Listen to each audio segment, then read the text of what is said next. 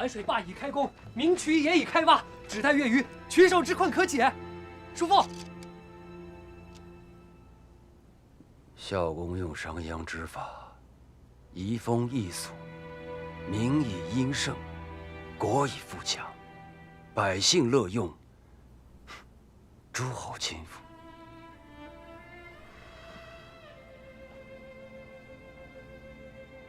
或楚魏之时，举地千里，至秦之强。叔父，你这是？自己看。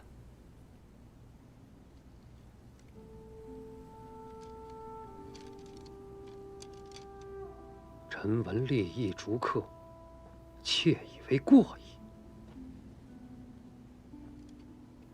由此观之，客何负于秦哉？项使四君却客而不纳，疏士而不用，是使国无富利之实，而秦无强大之名也。这一派胡言。内自虚而外树怨于诸侯，求国无威，不可得也。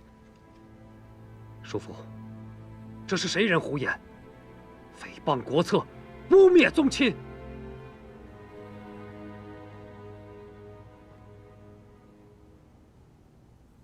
李斯，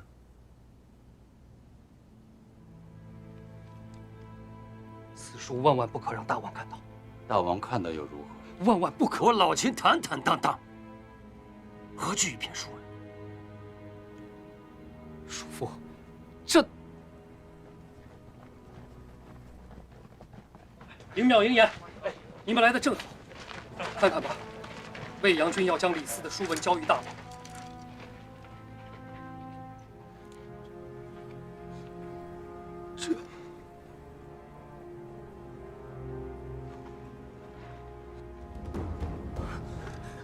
叔父，我老秦一族好不容易赶走了外客，才有为大秦效力的机会，我们不可半途而弃呀！魏阳君，大王若看得此书，必定会召回外客。宗室辛苦争来的地位，又要拱手让人呐。可我不能罔顾大秦的利益。叔父，渠务浩大繁杂，些许差错在所难免。可我们不能因为这些差错，就将宗亲们的辛劳都抹了。自你来到泾水之后，宗亲们哪一个不是倾力而为？为了这大渠早日贯通，他们都是嗷嗷叫的往前冲啊！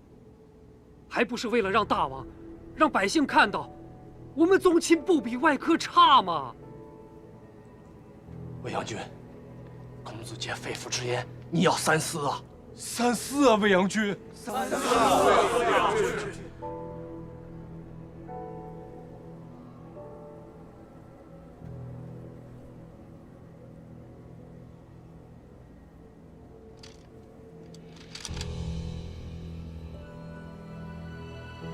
那这书文呢？现在就烧掉！对，烧掉，立刻烧掉，烧了就排掉。魏阳君，烧掉，烧掉！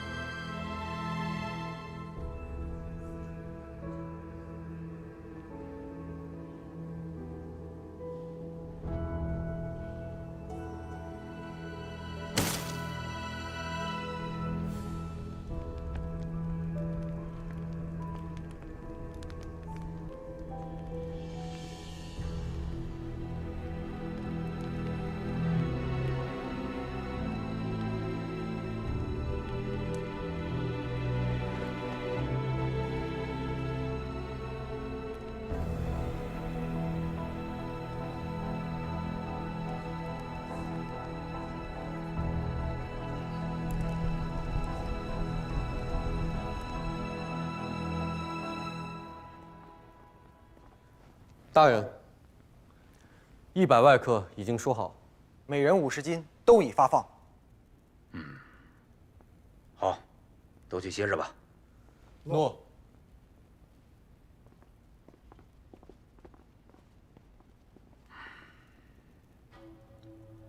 郭开，哼，让我们进去吧！让我们进去吧！见丞相！我们要见丞相！让我们进去吧！啊，这点薄礼不成敬礼，我们见见丞相吧。让我们进去吧！就让我们见见丞相吧！是啊，让我们见见丞相！上百名外客聚在府门外，要求见丞相。还算他们识相，想要在赵国伸展，怎能绕过本相的府门？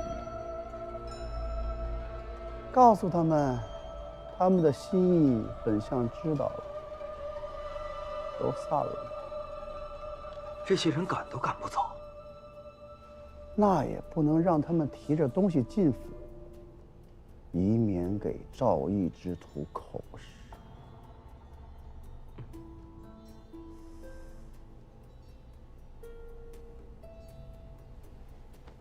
你先派人驱逐他们离开，然后悄悄地告诉他们，本府的小门。诺。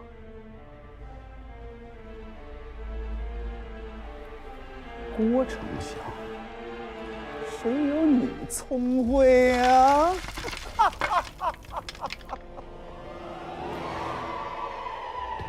哎呀！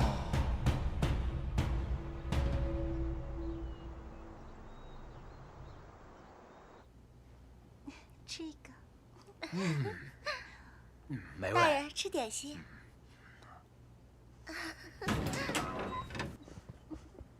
来。大人，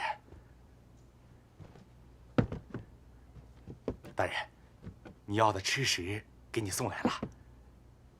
那个小店的账是不是该结了？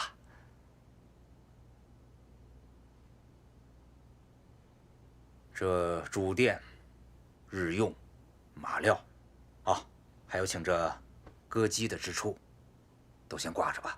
啊，不是。小店力薄，请大人高抬贵手。你们如此众多之人，人吃马喂，日日花销不菲呀。大人，赵王的赏金已经花费一空了，怎么办？我又讹不出金，找我讨要有什么用？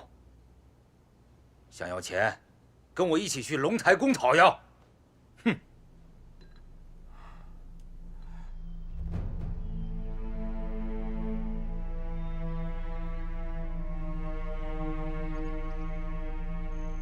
说好的100金之资，到手只有1半，让我们在邯郸怎么活？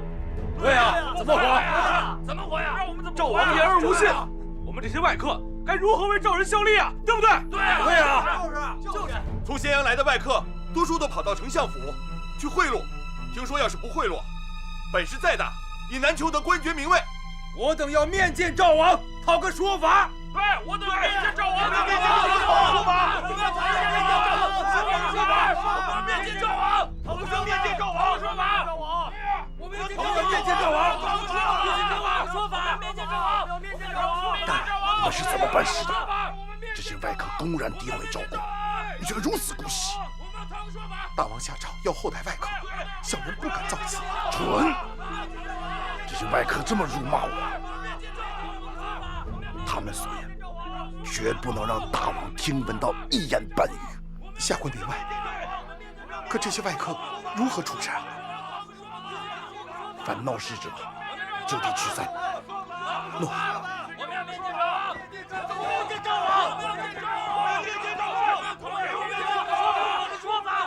凡闹事者，就地驱散。驱散。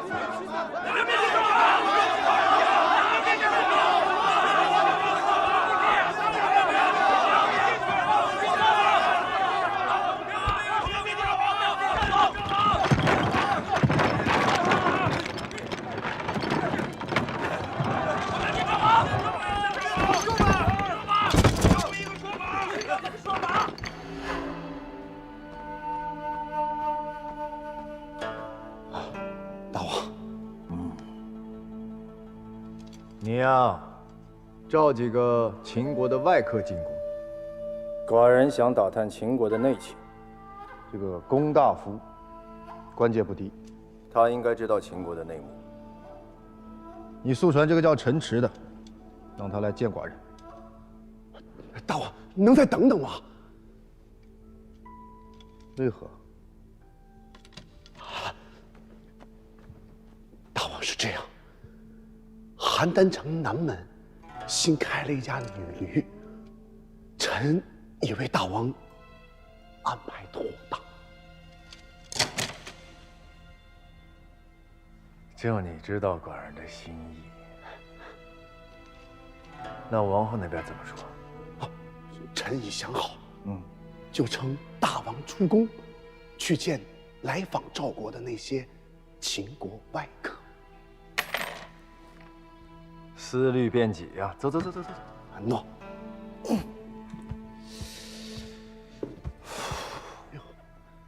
肚子有点不舒服，吃多了，吃多了。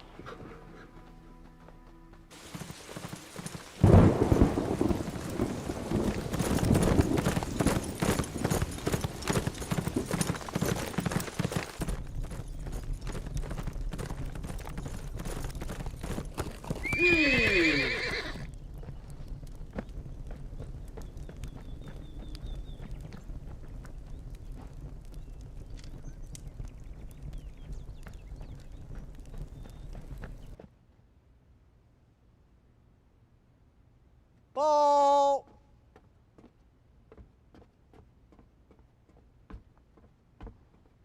大王，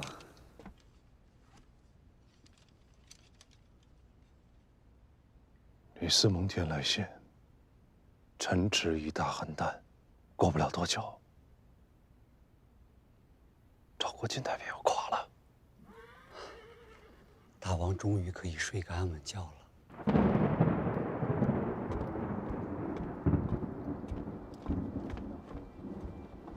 大王，暴雨将至，我军是否操演？我大秦之锐士，志在扫灭六国，何惧暴雨啊？诺。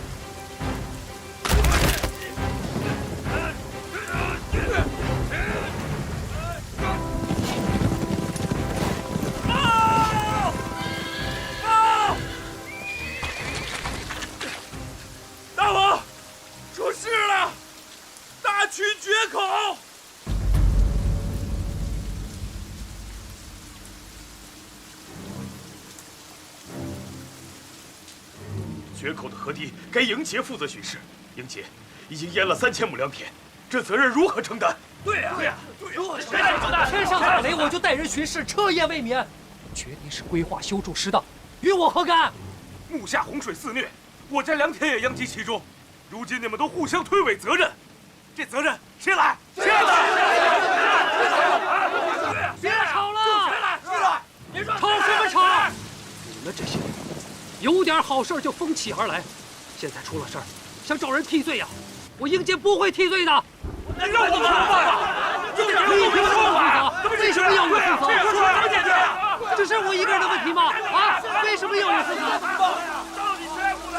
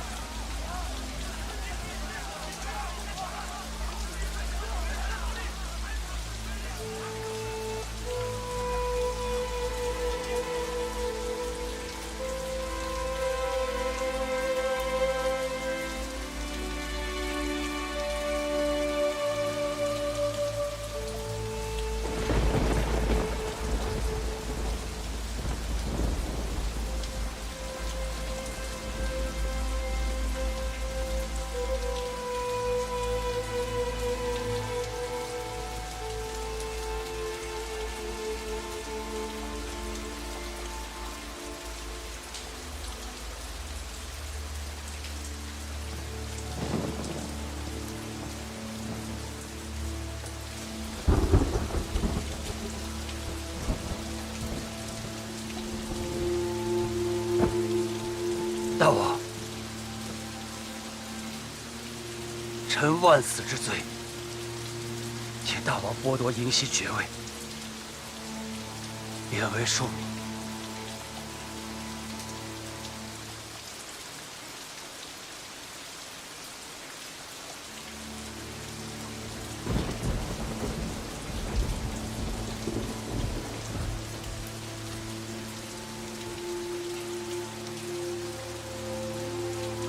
大秦资木公使，便外举不必愁，内举不必辞。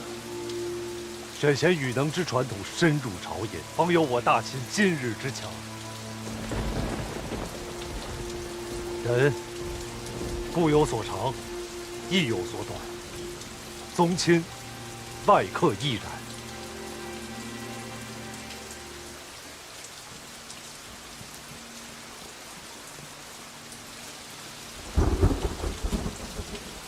罪人郑国有补救大渠决口之策，此乃郑国绘制的井渠之法，照此挖掘，这大渠100年之内再无水患之忧。修渠之事看似简单，却深藏许多的技巧。像寡人与你这等外行人，若想修好此渠，绝无可能。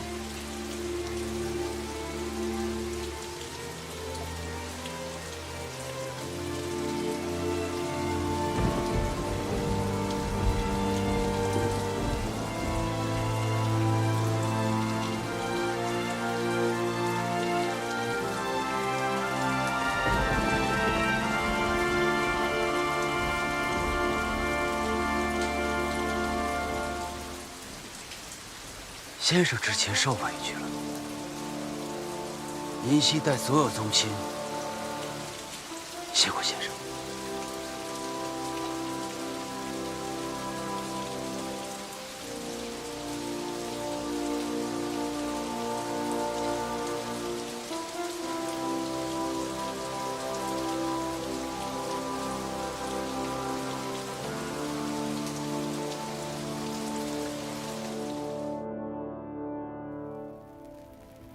臣闻利益逐客，妾以为过矣。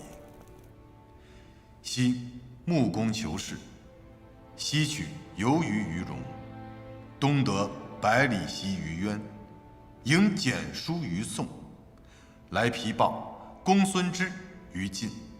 此无子者，不产于秦。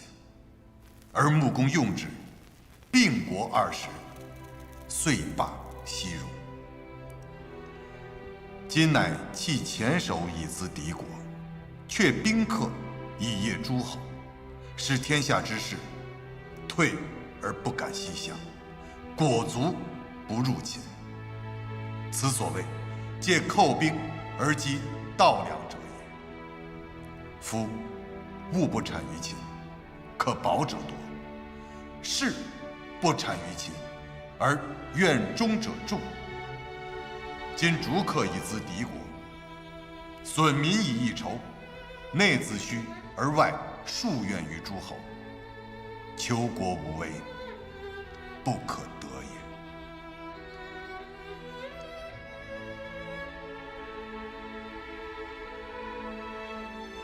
主公，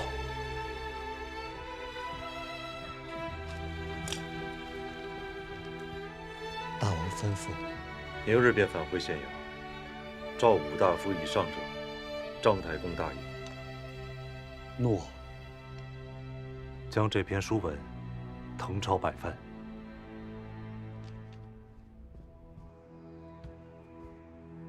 大王，秦之外客向臣举报，赵国官吏趁接待外客之机，克扣赏金，侵吞财物，且大批外客聚集相府，贿赂以谋取官职，扰乱朝政，国人义愤呐！大王，确实有外客来贿赂臣，但都被臣悉数驱逐，请大王明察。大王。这些来邯郸的外客，都是为了名位和赏金而来。名利之徒，其言不可信呐！大王，臣派人探查了聚集在邯郸的外客背景，他们大都在秦国担任要职，掌握许多秦国的机密要事。用好这些外客，是我赵国战胜秦国的关键。臣认为，应当追究贪墨之事，平息外客愤怒，让这些外客为我赵国效力。纯平君，言过其实了吧？大王可以即刻召这些外客入宫，当面核实。大王，这些外客巧舌如簧，言之后意，只会迷惑大王。大王，臣有证人，可以证明他们的品行。把他们带上来。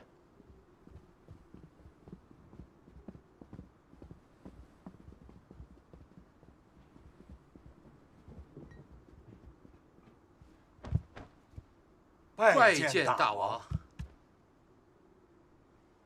你们两个，跟大王说，你们是什么人？跟秦人的外客有何交集？回禀大王，小人姓宋，在西街开了一家食肆，生意还算兴隆，足够养活一家8口。近日来，突遭厄运。厄运？就是秦国那帮外客，他们到了邯郸之后，就在小人的店里盘踞，整日胡吃海喝，还抵赖账款，小人的店马上就得关门了，还请大王为小人做主啊！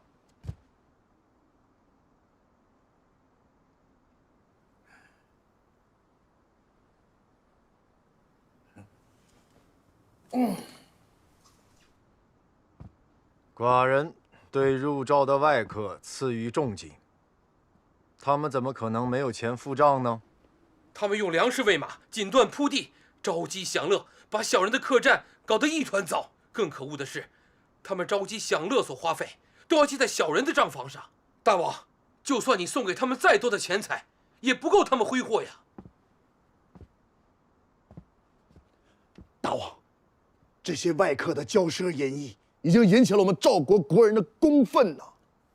大王，一家之言不可轻信呐！大王，目下这些外客就在宫外非议我赵国国政，请大王一驾，便可明辨是非。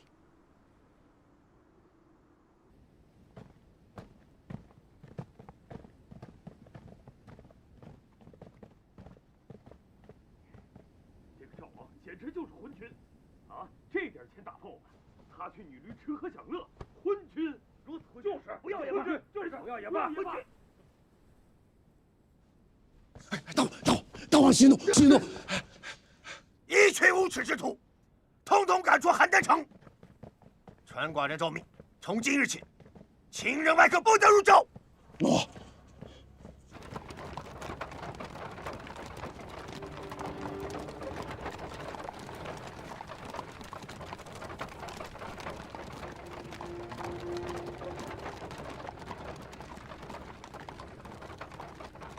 大人，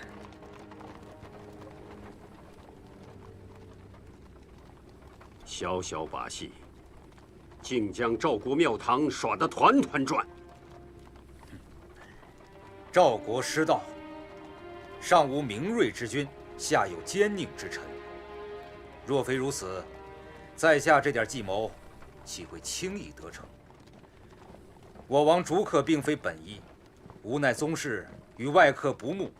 我王才出此下策。他们即将回归大秦，重履原职。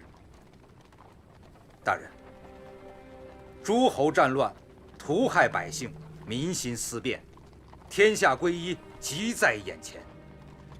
我王渴慕贤才能力，六国高士，莫不因材施用，许以重位。大人，良禽择木而栖，良臣择主而事。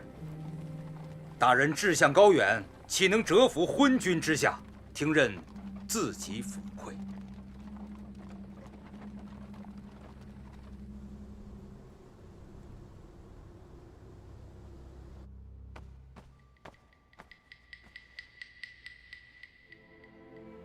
大王，李斯在离秦前，将其所作的谏逐客书交给了臣。臣现将此书呈献于大王。叔父，不可！未央君，不可！既然诸位宗亲不想让寡人看到此书，那便先替寡人看看吧。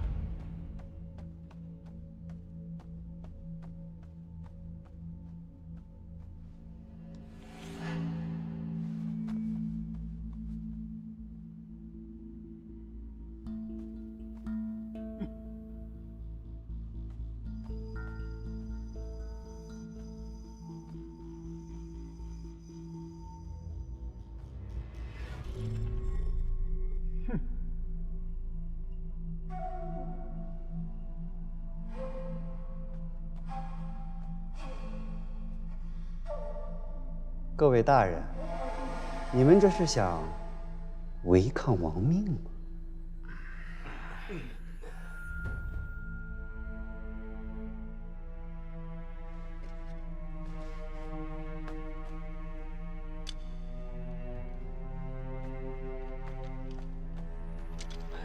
满口胡言呢，这巧言令色，狂妄！未央君，你怎能将这等狂悖之言呈现给大王？大王，臣请废除逐客令，召回离秦外客。这万万不可！叔父，大王，未央君糊涂了。前月，他上主张重用宗亲，驱除外客，今日怎突然变卦？大秦国策岂能如此儿戏？大王，外客回归，宗亲将如何安顿？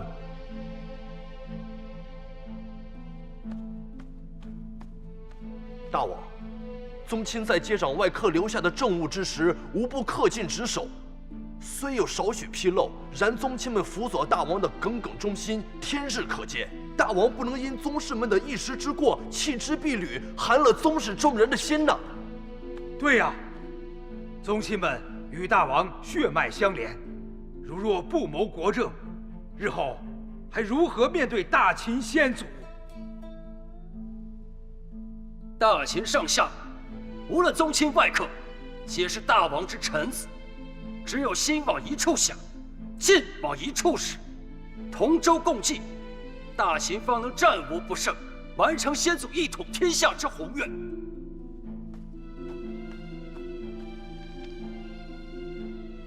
外客回归，我宗室众人又得受嗟来之食，谈何同舟共济呀？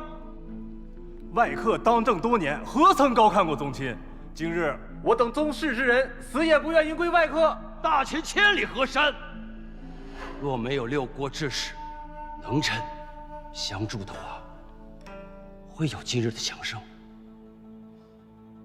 驱逐外客，结果怎样？大曲绝地，天毁人亡，朝政混乱，这难道是我老秦之人要的大秦吗？未央君，李斯乃外客，他不听外客说话，难道还抱养我等宗亲不成？就是，李斯所说皆满口胡言。叔父，你当年的锐气何在呀？未央君老矣，你若怕担责，我们年轻之辈愿为大秦效力。对，是啊，大王，未央君所言断不能采纳。断不能采纳。宗亲乃是我大秦之根本，亦是我大秦血脉之根基。想必你们深谙我大秦崛起之道。寡人适才让你们传阅李斯之书文，你们有谁认认真真一字一句地读完了？既然如此，寡人便陪你们一起读。宗室人手一卷。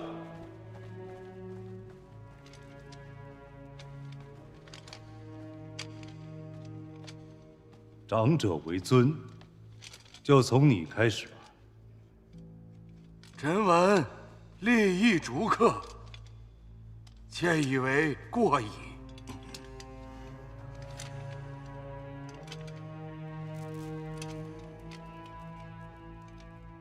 敢在章台宫外纵火自焚，却惧怕一篇书文，我大秦宗室的气概何在啊？念嘛！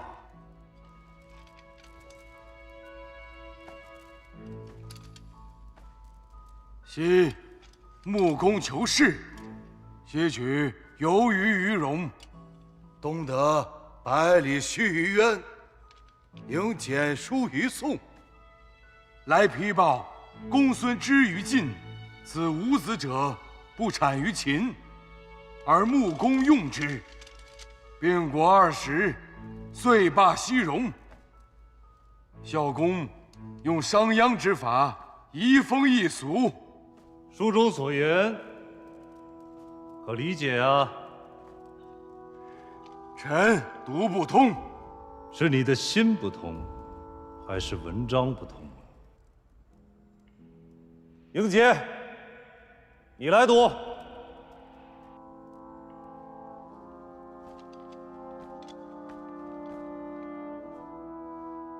臣闻立议逐客，妾以为过矣。昔木工求仕，西取游鱼于戎，东得百里奚于渊，迎简书于宋。此4君者，皆以客之功。由此观之，客何负于秦哉？项氏4君却客而不纳，疏士而不用，是使国无富利之时，而秦无强大之名也。英杰所读，诸位可听懂吗？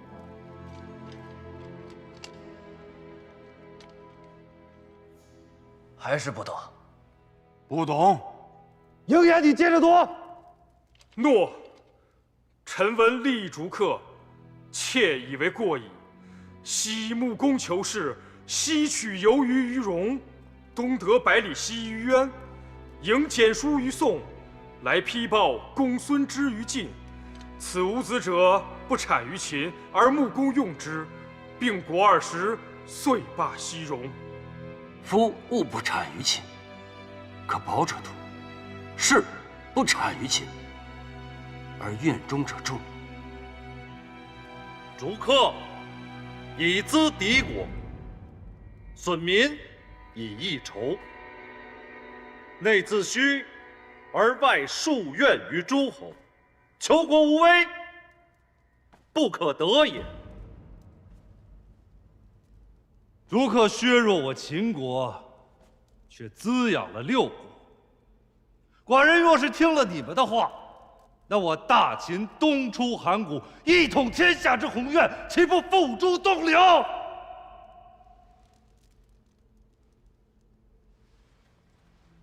寡人欲废止逐客，何人有异议？大王问话，你们作何答复？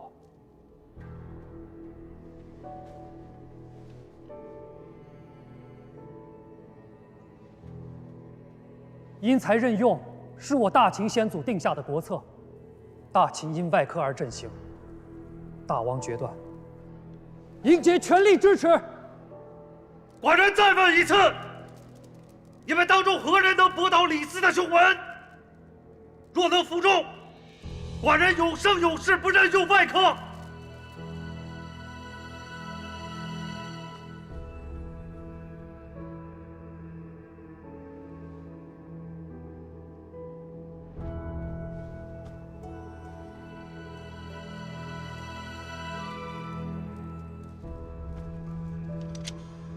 大王决断吧，臣等无话可说。大王决断，我等遵从。我老秦宗亲心怀天下，以国为重，请受诸臣与寡人一拜。宗室镇国，受我等一拜。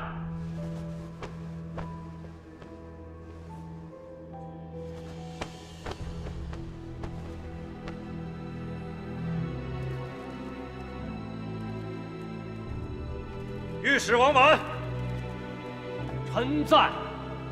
传寡人之诏命，即日起，秦废止逐客，因外客复归。诺。昌平君卫杨军，臣在。臣在。外客复归，咸阳城外需华盖相迎。诺。郑国。臣在。即日起，以复职修筑大渠，寡人要明年此时。大渠之水可灌溉我关中沃野。诺。迎接，你协助郑国修渠。外客复位，众宗亲皆可担任乡里，待疏通所管事务，寡人自会酌情任用。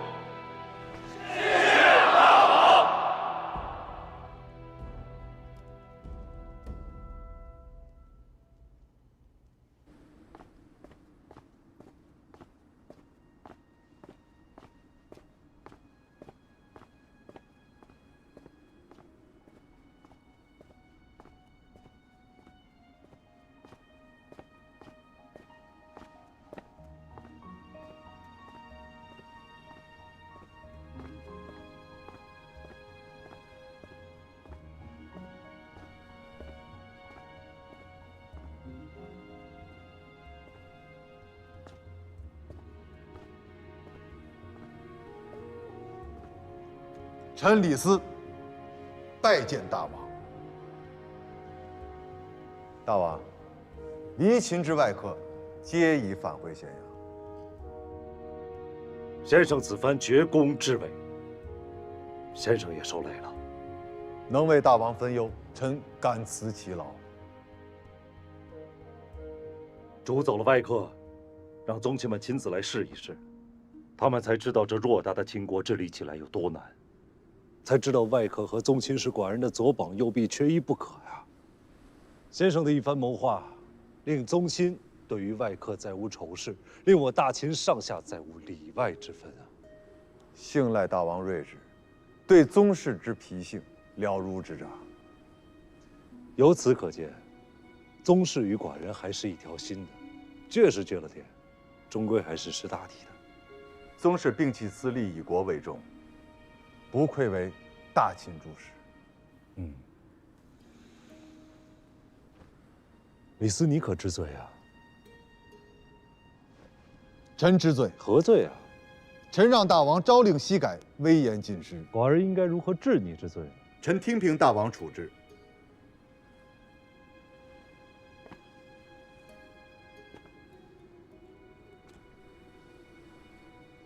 寡人欲擢升你为廷尉。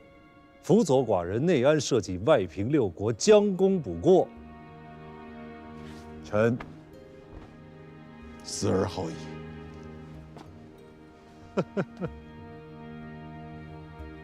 大王，臣还有2位干才举荐。何人啊？赵人顿若，已随臣来到咸阳，此人乃邦交大才。还有一位新胜，一直伴臣左右，身受其好，精通兵法，有将才。寡人立刻下诏命，拜顿若为客卿，欲平六国，少不了这等搅弄风云之事。至于那个新胜，对，就先在你的廷尉府当个护府都尉，待寡人观察他一段时间之后，再领其入军吧。臣拜谢大王。开弓便无回头箭。我秦国这第一箭，对我秦国东出歼灭六国，一统天下至关重要。